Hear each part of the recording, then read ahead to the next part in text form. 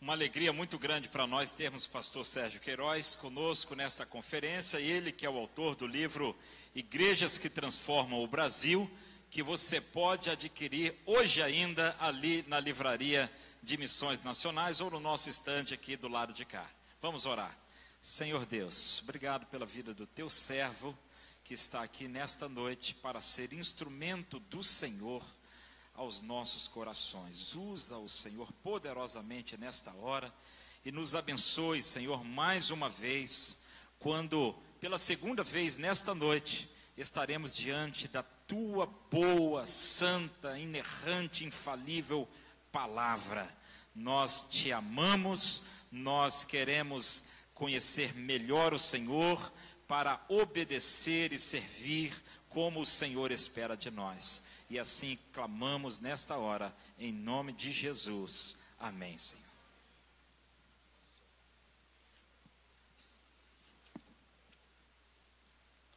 Graça e paz para todos.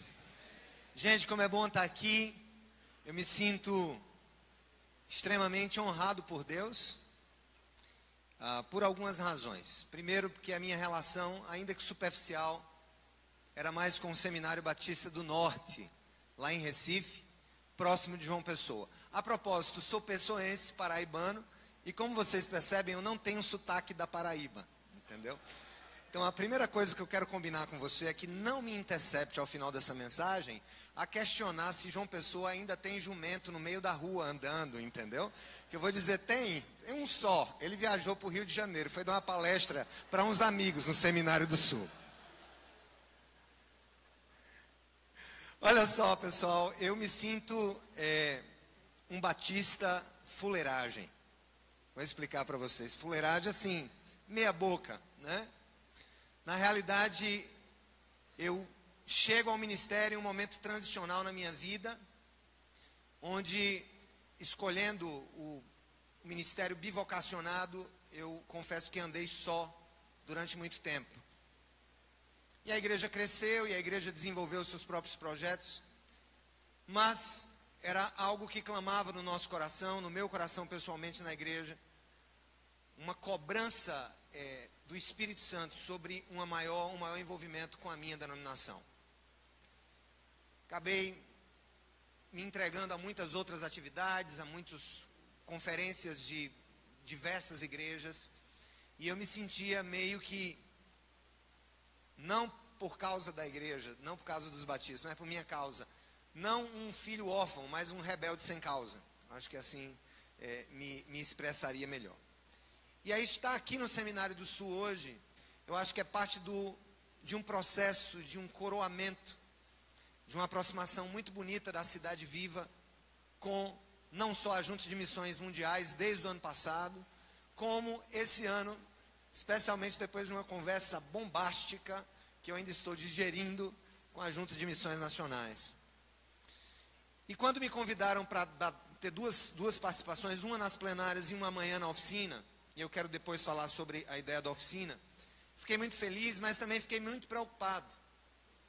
A conferência está em torno da exposição da carta aos Hebreus, mas eu quero pedir uma permissão aos irmãos para pegar a carta aos Hebreus, tangenciando-a com aquilo que eu vou tratar nessa noite. O tema da minha mensagem, depois de idas e vindas das conversas que nós tivemos, eu quero falar, gente, de algo que é decorrência da carta aos Hebreus. Um efeito prático da carta aos Hebreus na vida da igreja. Afinal, se a carta aos Hebreus nos mostra Jesus como o sumo sacerdote que resolve todo o simbolismo da carta do livro de Levítico, se Jesus é aquele que vem trazer o real sentido dos sacrifícios do Velho Testamento, se ele vem se mostrar não apenas como o sacerdote perfeito, mas também como o sacrifício perfeito, Jesus une na sua própria pessoa a figura do sacerdote e da oferta perfeita. Ele é o sacerdote, ele é a oferta perfeita. Mas eu queria me concentrar exatamente como decorrência de toda a exposição do livro de Hebreus, da carta aos Hebreus, onde nós vamos ver exatamente a figura de Jesus resolvendo todo o enigma do livro de Levítico, todo o enigma do Velho Testamento, toda a espera realizada nele, tem um objetivo. Quando Jesus ele morre como sacrifício perfeito, ressuscita para completar a obra de restauração integral de todo o cosmo, ele vai dar para nós uma decorrência lógica do seu sacerdócio, que é o compartilhar desse sacerdócio conosco. Vocês estão entendendo mais ou menos onde eu estou chegando? Nós tínhamos sacerdotes até Jesus. Agora só há um sacerdote que é Jesus e uma nação de sacerdotes que é o seu povo. Na nova aliança, a figura do pastor, a figura do oficialato na igreja,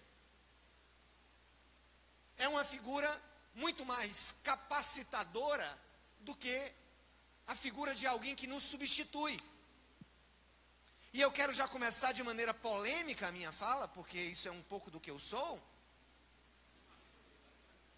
Quando Jesus se torna sumo sacerdote e escolhe a igreja para ser seu corpo, ele quebra de uma vez por todas, entendam por favor, ele quebra de uma vez por todas a figura de substitutos na nossa relação com Deus. Esse é o sentido do cristianismo. O grande problema é que nós ainda somos mais judeus do que imaginamos.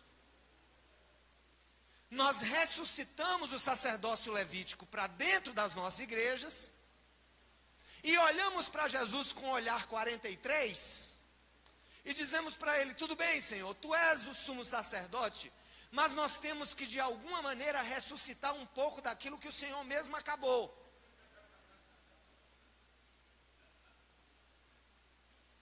Ou seja, nós somos reformadores da carta aos Hebreus. E me permitam a audácia, essa reforma começa quando nós apagamos o maior dos ganhos do cristianismo. E o maior dos ganhos da reforma protestante, pelo menos em tese, que é a universalização do sacerdócio sobre todos os cristãos, a partir do momento mínimo ou máximo em que alguém recebe o dom do Espírito Santo na sua conversão a Jesus. Naquele momento, sem ter passado pelo Seminário do Sul, sem ter passado pelo Seminário do Norte, sem ter passado no ITEBS lá em João Pessoa, sem ter passado no Seminário do Sudoeste dos Estados Unidos, aquela vida recém-convertida ao Mestre Jesus torna-se automaticamente, não porque passou numa escola de profetas, ele torna-se inexoravelmente, teologicamente, biblicamente, metafisicamente e de maneira prática, um novo sacerdote, uma nova sacerdotisa para a glória de Deus. É lindo estudar a figura de Jesus como sacerdote, mas é horrendo não entender as suas consequências na vida de cada cristão. E aí, o meu tema é o seguinte: o sacerdócio universal de todos os cristãos, realidade ou utopia? Me permitam, nós vamos já chegar no texto, gente. Vamos chegar no texto, já vá abrindo para você ganhar confiança em mim. Efésios 4. E nós vamos dar uma olhada a partir do verso 11 em diante. Efésios 4:11. Mas antes de ir para o texto base, eu tenho um tempo aí, não tenho? Eu tenho que acabar que horas? Não, me dê a hora. 10 para as 10. Tá, não tá certo. Já comeram 5 minutos meu, mas tudo bem. Depois eu troco com o gringo amanhã, que ele não me ouça. I'm just kidding. Making jokes. Olha só. Há alguns textos no Novo Testamento que vão servir apenas de ponte. Eu não me atreveria, please translate to him, eu não me atreveria a tratar exposição de Hebreus com uma autoridade em Hebreus aqui. Eu quero falar em paraibanês, claro, tá? O que eu vim fazer aqui nessa noite e qual que eu acho o sentido último, a consequência básica do que acontece com Jesus e agora com a igreja. Por exemplo, não precisa abrir o texto não, Mas 1 Pedro 2, 4, 5, nós vamos ver o seguinte: à medida que se aproximam dele a pedra viva, rejeitada pelos homens, mas escolhida por Deus e preciosa para ele, vocês também estão sendo utilizados como pedras vivas, vocês em geral, na edificação de uma casa espiritual, para serem sacerdócio santo. Repita comigo: para serem sacerdócio santo.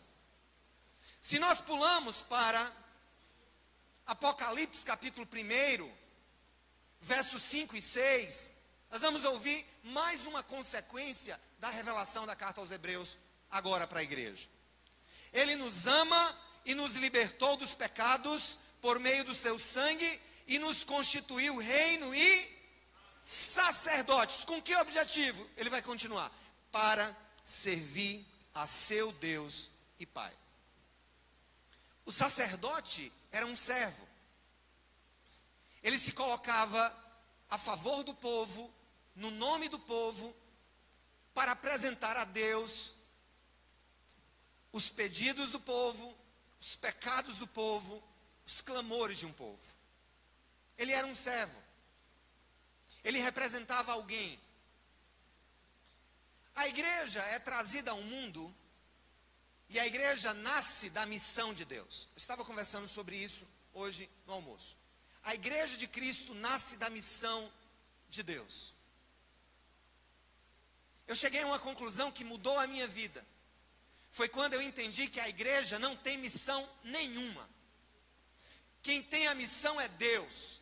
E a igreja é um instrumento para a missio Dei. Nós somos um instrumento. Deus está em missão. Antes de você pensar em ser qualquer coisa, Deus já estava em missão. Deus estava em missão no primeiro momento, quando declarou o proto-evangelho lá em Gênesis.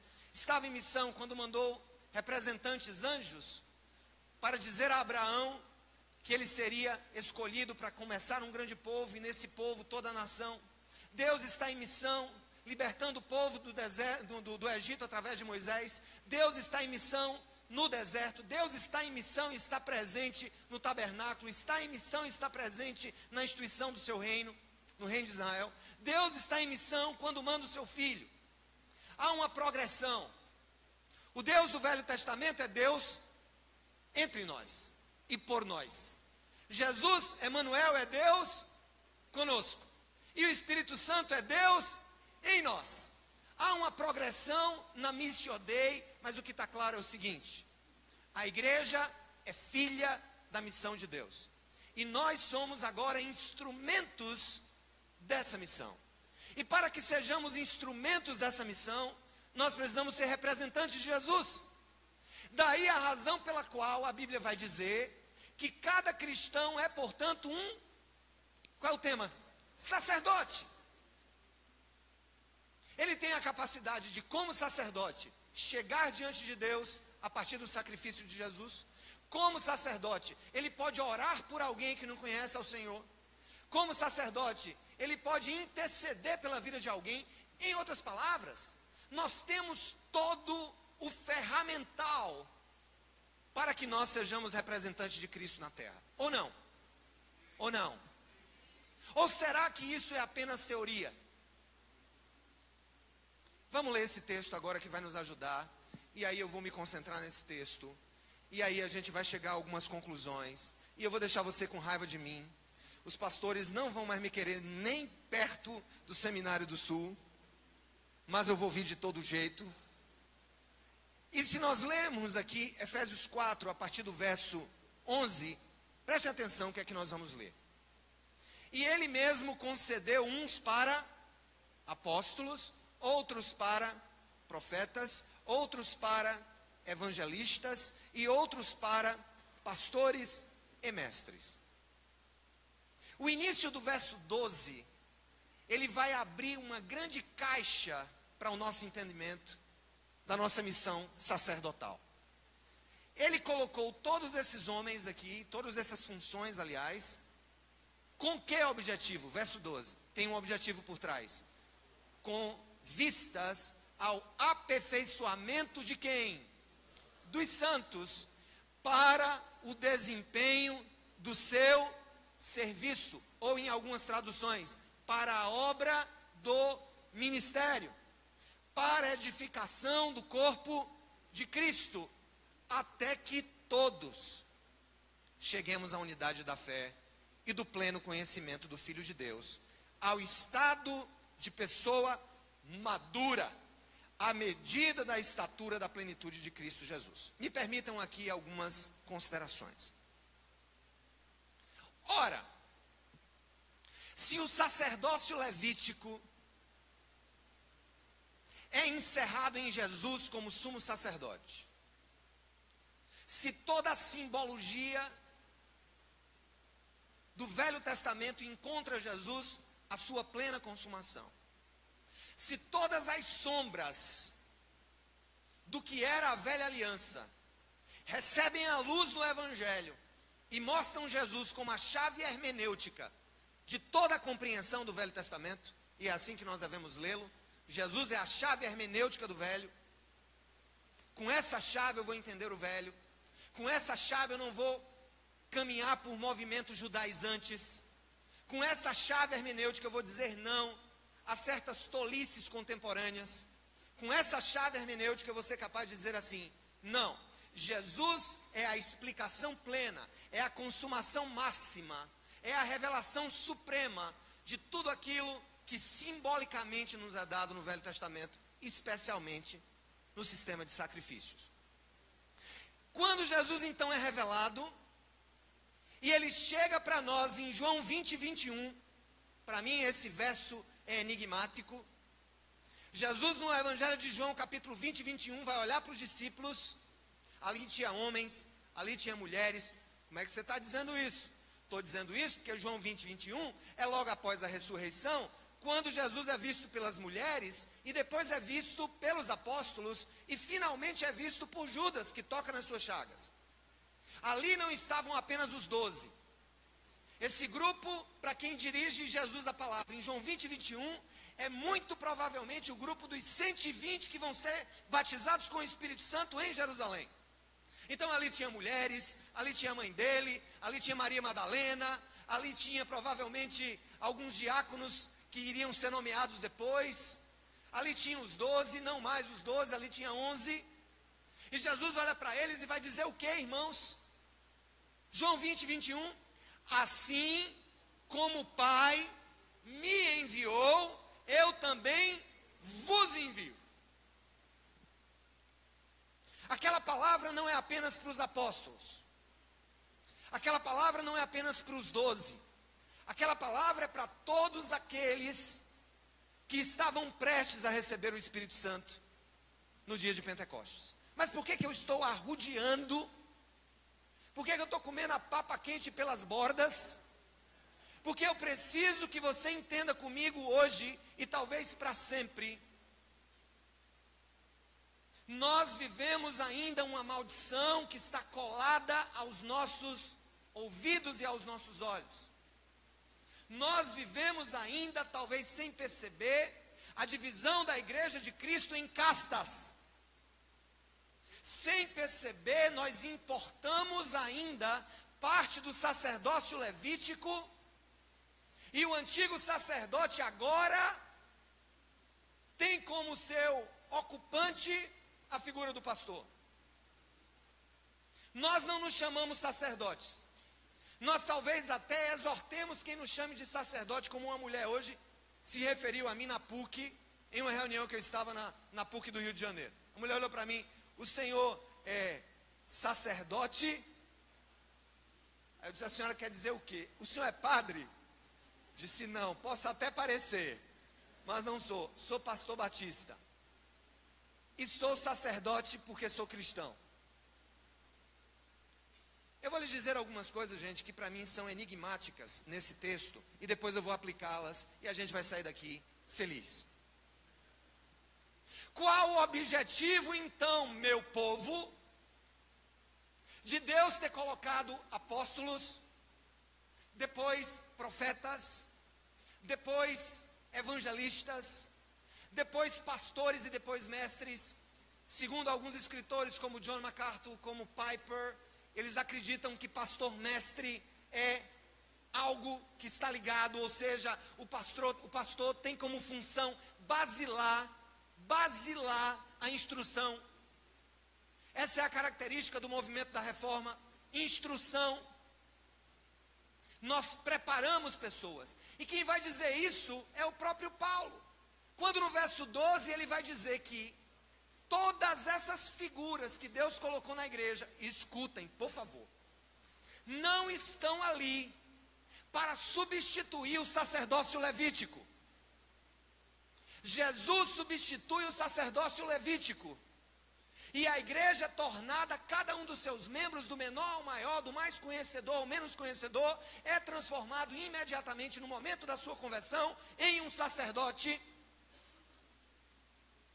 Então, qual é o objetivo da criação de categorias no corpo de Cristo, de funções belíssimas, de dons que Deus dá à igreja, como os seus pastores, os seus evangelistas, os não mais existentes, pelo menos no pensamento meu, e talvez da grande maioria de vossos senhores e senhoras, a não mais contemporaneidade do ofício apostólico, algo que se encerrou com os apóstolos, com os 12. Mas nós acreditamos numa coisa: Deus colocou liderança na igreja, e liderança é uma bênção, sim ou não, gente? Eu não estou aqui para denegrir a liderança, porque senão eu estaria denegrindo a minha própria função como líder e pastor de uma igreja lá em João Pessoa. Mas eu estou aqui para chamá-los a atenção para um fato: a existência de pastores não é para a perpetuação, ainda que de maneira velada, de um sacerdócio que já foi exterminado em Jerusalém há 2000 anos. Isso tem um sentido muito forte, eu lhes direi o que é. Eu escrevi um artigo para um livro em comemoração aos 500 anos da reforma o ano passado, Uma Nova Reforma. Foi um livro com vários artigos, editado pela Mundo Cristão, e o meu texto foi A Revolução dos Sacerdotes Adormecidos. A Revolução dos Sacerdotes Adormecidos.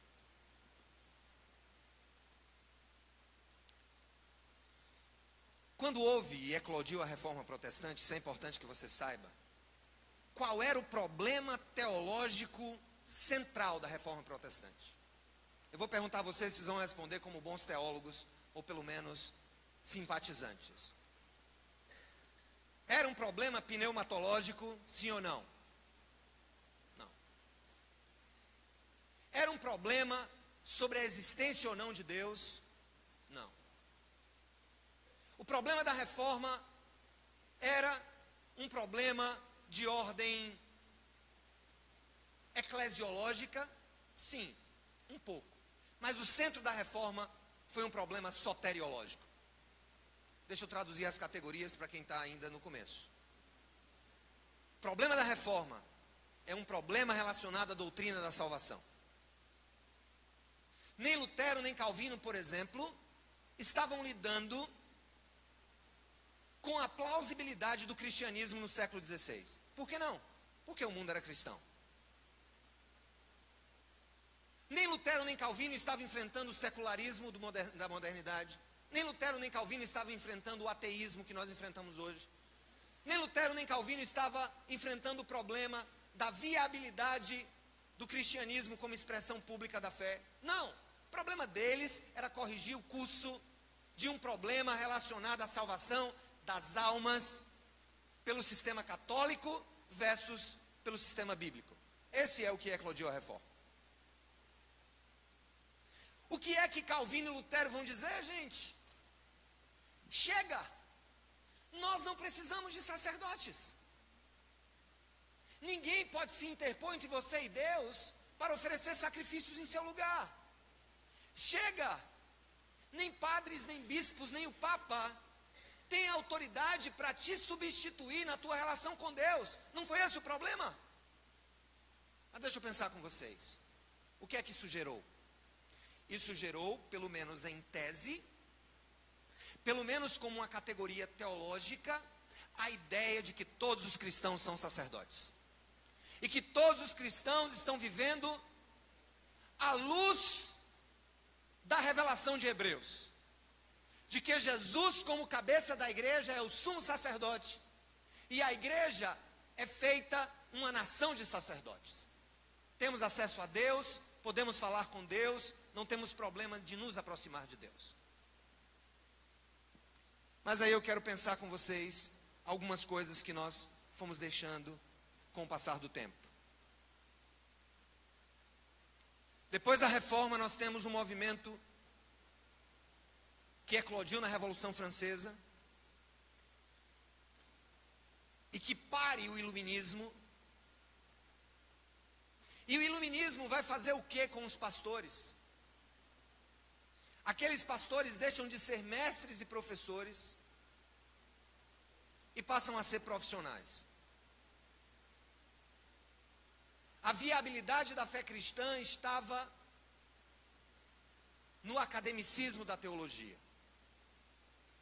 Precisávamos de universidades, precisávamos de departamentos de teologia, porque precisávamos dizer para as outras áreas do saber que a teologia era algo viável. E não há nenhum mal nisso. O problema é que o ideal de Cristo, ressuscitado na reforma e sepultado no iluminismo, e ainda mais hoje, velado nas igrejas contemporâneas, para quem nós acendemos vela, apenas vela, o que é que nós tornamos hoje os nossos ministérios? A teologia passa a ser, muitas vezes, um presente para alguns e não para todos. Funcionamos como gnósticos. Alguns terão o direito de descobrir os mistérios da revelação da palavra de Deus, enquanto outros navegarão na superfície da superficialidade de uma experiência terceirizada.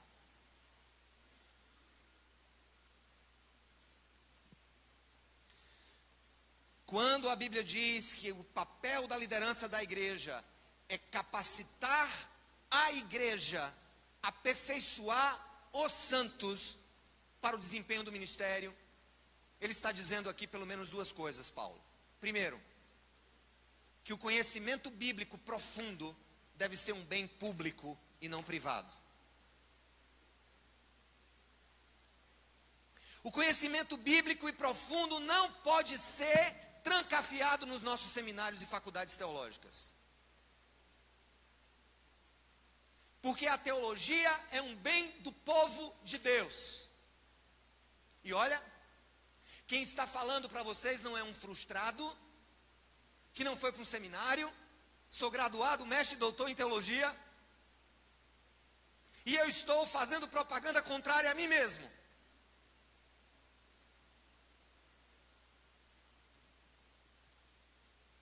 Quando a Bíblia vai dizer que o papel do professor, o papel do pastor, o papel do missionário, o papel da liderança da igreja é capacitar o povo para a obra do ministério, tem uma repercussão muito grande, inclusive no meu vocabulário e no seu vocabulário. Uma das coisas que eu proíbo que alguém diga na igreja, um vocacionado, alguém que quer ir para o ministério: pastor, fui chamado para o ministério. Porque eu pergunto a ele: se converteu hoje, meu filho? Você se converteu hoje, foi? E foi, você foi chamado para o ministério? Você se converteu hoje? Porque pelo que me consta na Bíblia, você é treinado para a obra do ministério a partir do momento que você é inserido no corpo de Cristo, no batalhão de Deus, na igreja do Deus vivo, na comunidade dos santos. Você passa a ser uma das pedras que compõem o edifício que Deus está construindo. Você não é um observador, e nós, os construtores das capelas espirituais onde Deus habita. Nós somos coparticipantes do mistério, não só da expansão do reino de Deus, mas da construção do sonho da presença de Jesus através do seu corpo na face da terra. E aí o que é que nós geramos? Nós geramos uma geração dicotomizada. Os pastores estão ali sendo preparados para estudar e ensinar a vocês, e vocês, muitas vezes, e aqui eu digo para vocês como se eu estivesse falando para uma igreja, como ovelhas que nunca querem deixar de ser ovelhas. Eu vou dizer uma coisa para vocês que vai afetar o seu coração. Só existe pastor porque existe pecado, Nossa função é contingente ao pecado. Nós precisamos conduzir as pessoas a Deus porque elas estão longe de Deus. Amém, irmãos? Amém, irmãos? No final, o que é que vai acontecer conosco? Os pastores. Haverá um só rebanho e um só pastor. Os under pastors, os auxiliares, vão dizer assim: Senhor, alimentei o teu povo, treinei o teu povo para ser teu povo, e o teu povo ouviu a voz do Senhor e tem sido povo de Deus onde quer que esteja. Há uns 20 anos, a Igreja Católica assinou com a Igreja Luterana Alemã um documento. Isso já em preparação para os 500 anos da Reforma, eles assinaram um documento sobre a doutrina da salvação. Pasmem, amados. Pasmem, amados. Eles assinaram um documento conjunto em que afirmam que a salvação é pela graça. Isso eu conto nesse livro que não está aqui, 500 anos da Reforma, mas eu acho que eu falo no livro Igrejas que Transformam o Brasil. E remanesce o maior problema da igreja. E quando eu digo o maior problema da igreja, é o maior problema das igrejas históricas. Graças a Deus estamos livres disso. De 2000 para 2010, o pastor aqui talvez vá se espantar com o que eu vou dizer. A gente sabe que a igreja histórica americana vem diminuindo há muito tempo. No Brasil a gente ouve dizer que ela cresce. Nós saímos de 15% de evangélicos em 1990 para 23%. Há expectativas de que estamos já em 30%. No censo de 2020 nós vamos tirar a prova dos 9. Mas curiosamente, pela primeira vez na história do Brasil, na história do Evangelho do Brasil, entre 2000 e 2010, os presbiterianos perderam 4% dos seus membros. Os congregacionais, que têm a mesma base de governo que os batistas, perderam 23% dos seus membros. Nós estamos crescendo, mas hoje batista no Brasil tornou-se algo genérico. Tem batista de todo tipo, até do sétimo dia.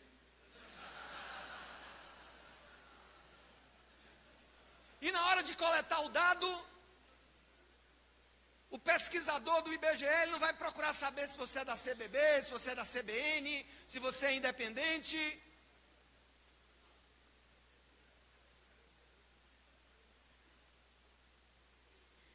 Por quê? As igrejas históricas têm ou não uma boa teologia? Me respondam, por favor. Tem ou não? As igrejas históricas têm ou não uma boa teologia? Sim ou não? Tem bons livros ou não? Bons seminários ou não? Bons professores ou não? E o que é que está faltando? Está faltando o que para mim é o grande segredo que desatará uma revolução no Brasil. É quando cada membro da igreja foi ensinado e cobrado pelo seu pastor a ser o sacerdote que Jesus escolheu que ele fosse. Quando você deixar o seu povo ser povo de Deus. Não quero polemizar, mas já polemizando. Quero perguntar para vocês, quantos casamentos nós temos no Novo Testamento? Me digam aí. Quantos casamentos no Novo Testamento?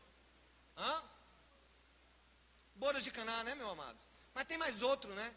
Tem o casamento da igreja com Jesus. Nas bodas de Caná, Jesus...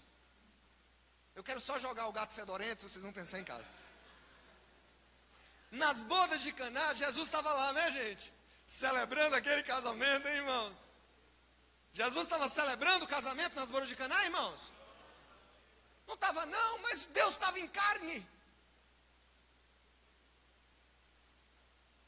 O único casamento no Novo Testamento onde Jesus está presente, ele está como convidado. Nós dizemos que só temos duas ordenanças. Quais são as ordenanças dos batistas? Vocês sabem de decorada. A primeira pergunta que fizeram no meu concílio. Eu digo, em tese são duas. Mas na prática são várias. Nós temos o sacramento do matrimônio também. Como assim? Como assim? Ó arrogante e aspirante, como ousas ir contra a banca do teu concílio e fazer e dizer que é apenas em tese que há dois? Eu digo, é lógico, porque sacramento exige a participação do sacerdote. E eu quero ver numa igreja batista, quando é que um diácono vai fazer um casamento? De onde nós tiramos isso?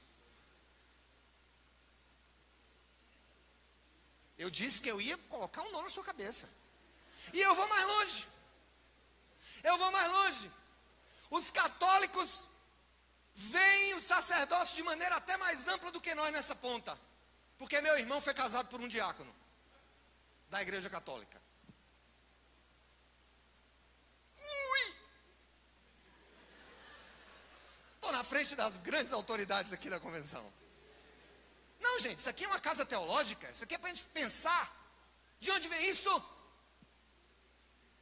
Isso vem do catolicismo que emulou o sacerdócio levítico.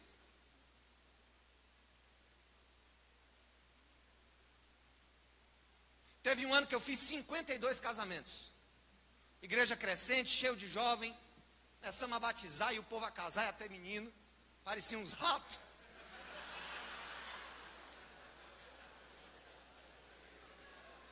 Foi. Pastor, eu quero que o senhor me case. Se o senhor não me casar, eu não me caso. Eu digo, você não vai me levar para a lua de mel, não é, minha irmã, também? Lógico que você não vai me levar. Porque como é que você não vai casar? Seu casamento vai acontecer lá na lua de mel. Porque é assim que a Bíblia diz. Será uma só carne. Eu fiz 52 e quase perdi o meu.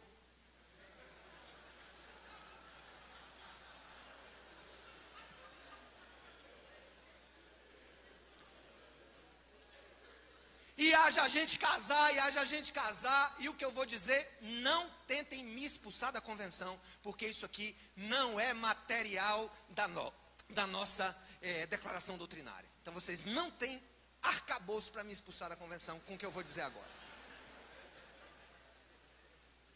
Sabe o que eu fiz? Peguei diáconos bem casados da igreja,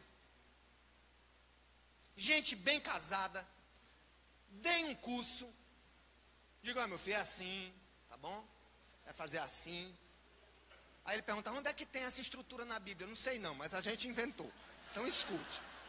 Vai ser assim, vai ter uma canção, você vai chamar o casal, você vai abençoar. Mas por que, pastor? Porque você é um homem de Deus. Porque você é casado, você é oficial na igreja, e diácono não foi feito na Bíblia só para recolher oferta e encher a cabeça do pastor. Diácono, outra coisa. Por que foram escolhidos os diáconos? Estou mexendo com a sua eclesiologia? Não. Porque o que eu estou falando aqui, eu não estou mexendo com a eclesiologia batista, não. Eu estou mexendo com os nossos conformismos sacerdotais. Deixa eu perguntar uma coisa para vocês. Por que foram escolhidos os diáconos? Para os apóstolos fazerem o quê? O quê, irmãos?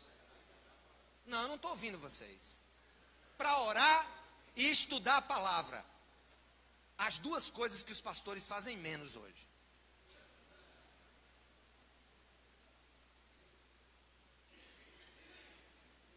Pastor Sócrates aqui chega tossiu. Tô vendo, rapaz.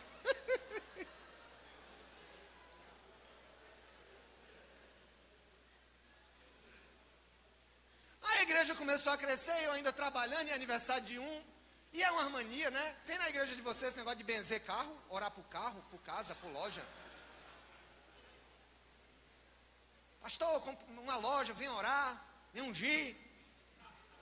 Diga, rapaz, nunca vi Jesus ungindo troço não, mas eu vou lhe abençoar e tal. Aí começa, o vai, vem.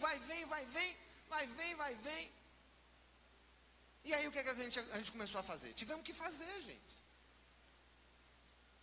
Olha, não me compreendam mal. Quando eu leio esse texto, e eu vejo que Deus prepara pastor para preparar a gente, porque quem faz a obra do ministério não é o pastor, é o povo. Porque esse é o sentido do texto.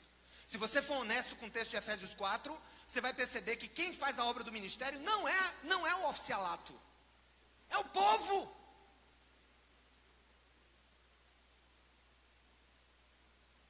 Deixa meu povo sair, faraó.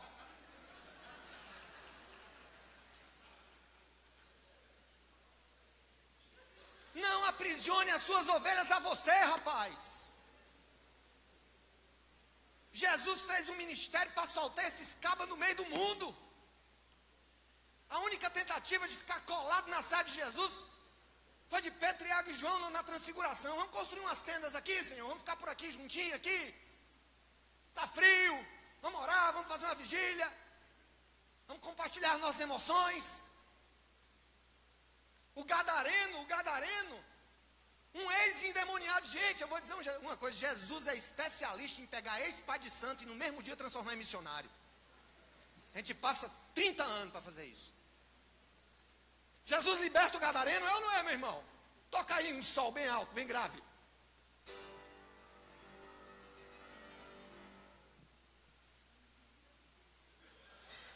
Nem sei o que foi que a gente fez, mas tá valendo, meu irmão. Talvez um mi menor ficasse mais, né? Jesus vai em uma região, na região de Gadara. O cara está todo acorrentado, se cortando. Jesus liberta aquele homem dos demônios, sim ou não? Quem se lembra? O que foi que ele pediu? Senhor, deixa eu ir contigo. Aí Jesus disse: Nananinanã, volte e vá dizer ao seu povo o que é que eu fiz na sua vida. Outro exemplo, Jesus é especialista em transformar prostituta em missionária em 1 ou 2 horas. A mulher samaritana estava lá no poço. E aquela mulher samaritana, quando ela entende que Jesus é o Messias esperado, ela vai para a cidade e ela conta sobre o que Jesus fez. E muitas pessoas se converteram pelo testemunho de uma ex-recentemente prostituta. Irmãos, deixa eu perguntar uma coisa para vocês. Nós não somos pentecostais, no sentido de que, pelo menos em geral, nós não cremos que há uma segunda bênção.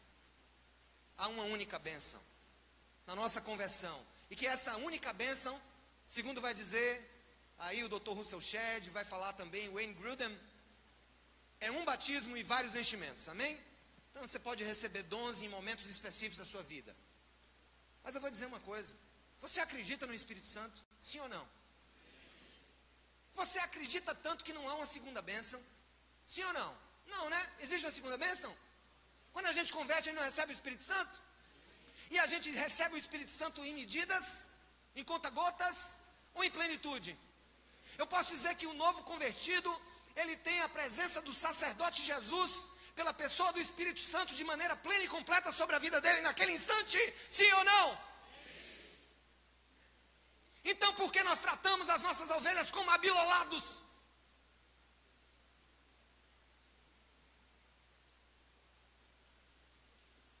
Por que nós não acreditamos que eles são capazes de ir longe e fazer a diferença? Eu vou contar uma história para vocês, irmãos, aqui, que talvez ajude a dizer por que eu entendo que o sacerdócio de Jesus tem que fazer sentido na nossa vida, irmãos.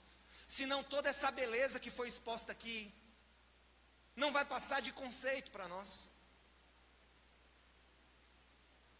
Vou contar uma história para vocês. Havia um casal na nossa igreja. Sabe aquele casal que você ora a Deus 3 vezes no mês para Deus levá-los? Confessa que tem gente que tu ora para Deus levar, rapaz. Have you ever had the will to just, oh Lord, take them away from here?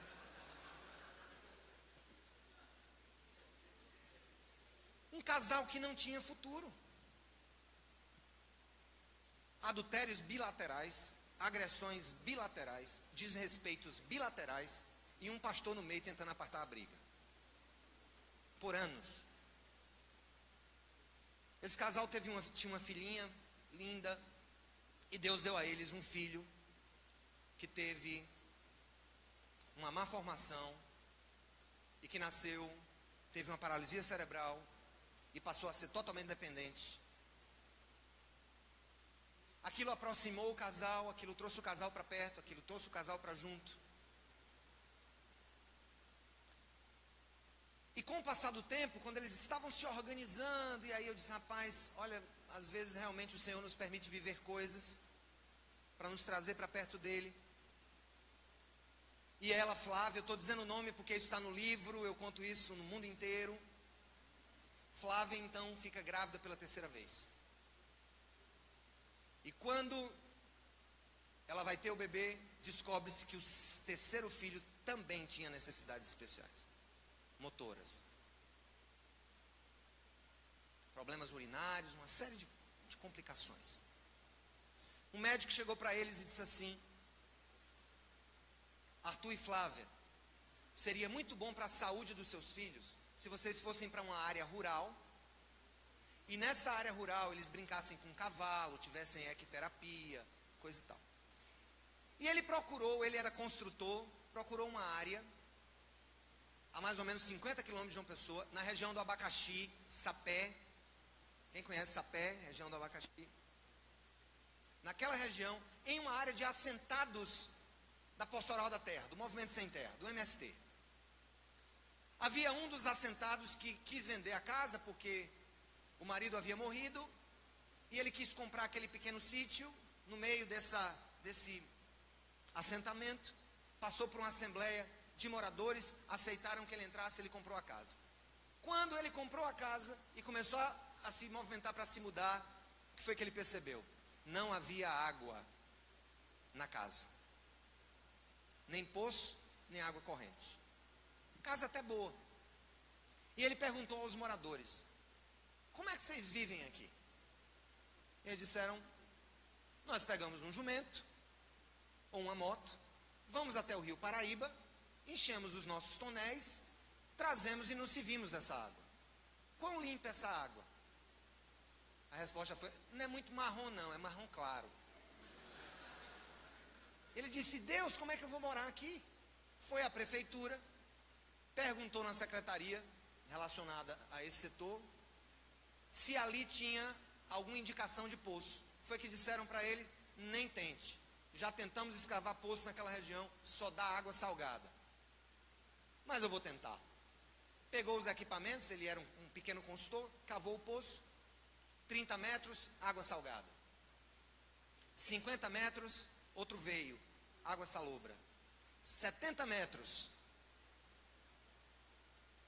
jorra uma vazão fora de série com água doce, semelhante à água mineral. Ele constrói uma torre de água, uma caixa d'água, faz a ligação da bomba do poço para a sua caixa d'água e começa a viver um oásis no meio daquela realidade. E vendo os seus conterrâneos passando de jumento, passando de bicicleta para comprar água, para pegar água no rio. E aí ele teve uma ideia. Veja bem, esse rapaz não tinha ido para o seminário, tinha um casamento de bancarrota. Eu orei para ele sair da igreja, já me arrependi.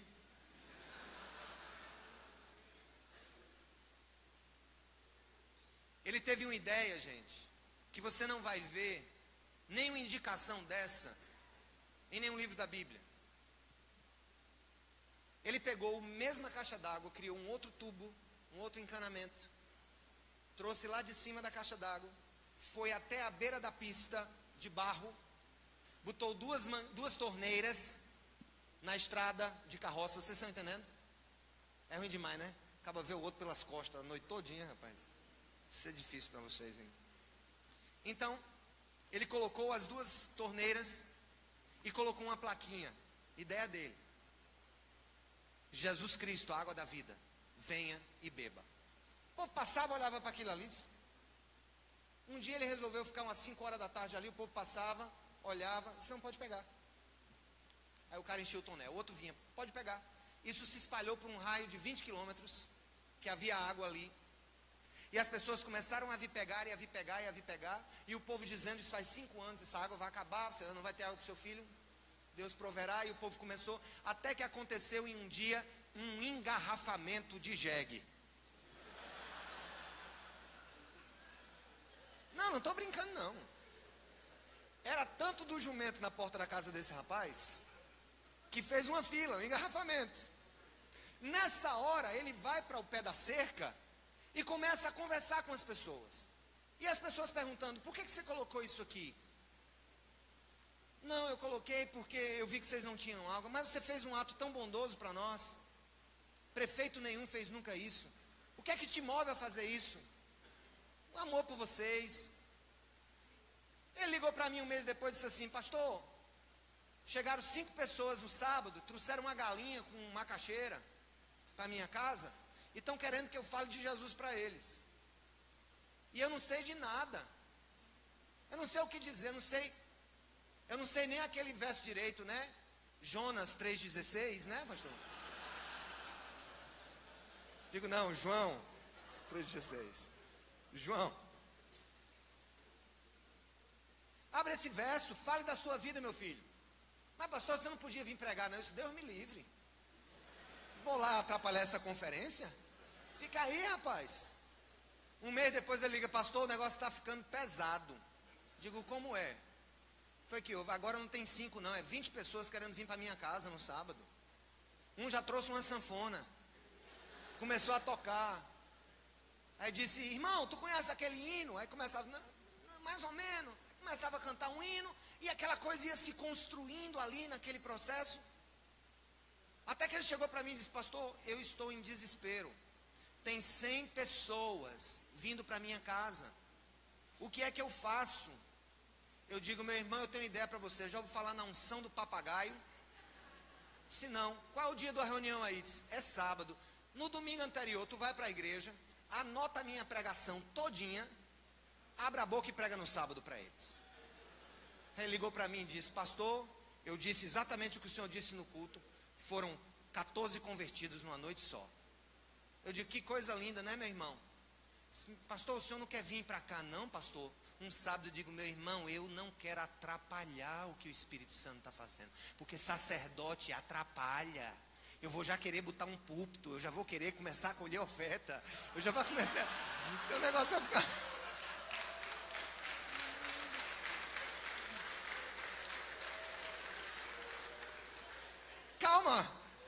Calma, Fernando, vai ficar bem. No final vai dar bem. Calma, eu vou explicar, não me entenda mal. Vocês estão me crucificando antes da hora. Nem chegou a sexta-feira santa.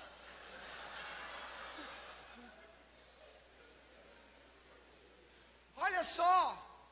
Aí ele diz, pastor, eu preciso de treinamento teológico. Eu digo, meu irmão, realmente você precisa de treinamento teológico. Mas uma coisa, Deus está te dando, que deve vir em primeiro lugar.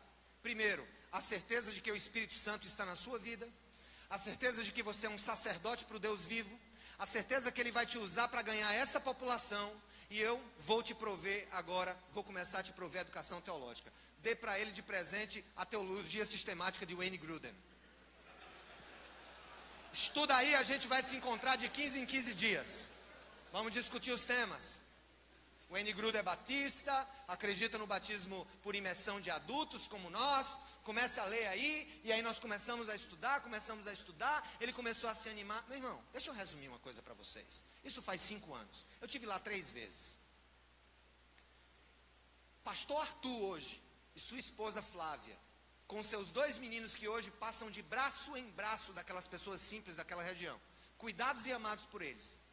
Já realizaram mais de 70 casamentos de pessoas que viviam amancebadas. Já batizaram mais de 200 pessoas. A igreja que funciona em um sítio, sem templo, debaixo de uma tenda, reúne 700 pessoas. Ele vendeu os tratores que ele tinha, comprou 3 ônibus para fazer o transporte daquelas pessoas que moram na região. Está discipulando, já está treinando líderes, já está abrindo 7 polos de pregação, 7 pontos de pregação. E na semana passada, antes de vir para cá, só deu tempo eu chegar em João Pessoa, trocar a roupa, né, e vir aqui para o Rio de Janeiro. Eu estava na formatura dele em uma faculdade, porque ele não tinha como ir para seminário, Faculdade Teológica Sul-Americana. Eu estava na festa de Arthur, ele todo feliz que agora é teólogo, mas ele descobriu, antes de ser teólogo, que a principal tarefa do líder da igreja é capacitar o povo de Deus para que o povo de Deus faça a obra do ministério. Aí nós faremos uma revolução no Brasil.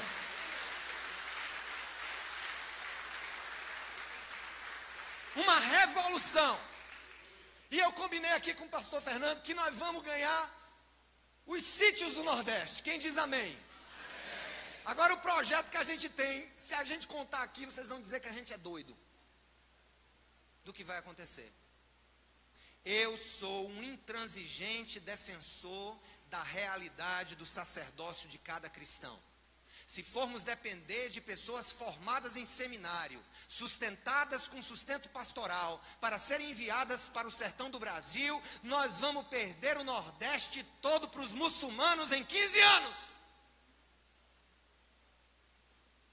Mas se nós entendermos que o sentido da carta aos Hebreus, pegando só a garapa aqui, o sentido da carta aos Hebreus, que revela-se Jesus como aquele que destrói todo o sistema do sacerdócio levítico e entrega à igreja o sacerdócio onde nós agora somos representantes do Deus vivo, faz sentido na vida de cada um de nós. Eu não sei se eu vou vê-los outra vez, falando como Paulo, né? Sei lá que se meu avião vai cair. Mas o ponto é o seguinte, eu quero lhe dizer uma coisa: levem a sério o sacerdócio de cada cristão. Isso não pode ser um apêndice na eclesiologia de vocês. O sacerdócio de cada cristão foi a mola mestra da fundação da igreja primitiva. Quem estava me dizendo era o pastor Fernando. O milagre de Pentecostes. Pessoas de várias nações ouvindo o evangelho na sua própria língua. Para quê? Para Deus brincar de glossolalia? As línguas em Pentecostes são uma ferramenta missional. Naquela hora, aqueles homens e mulheres simples voltaram para suas terras, pregaram o evangelho, plantaram igrejas, a ponto de o apóstolo Paulo chegar em regiões e ver a criação de pequenas comunidades cristãs que ele nunca teve a oportunidade de pisar os seus pés. E quero falar um pouco da história da nossa denominação, para que eu use um case nosso. Quando os americanos eles saem do norte para explorar o sul, os primeiros pastores batistas da Convenção do Sul dos Estados Unidos, que nem existia como convenção, eram fazendeiros, comerciantes, mercadores, que plantaram o nosso movimento no sul dos Estados Unidos. Depois vieram os seminários, depois vieram as outras gerações. E eu quero encerrar sendo chato.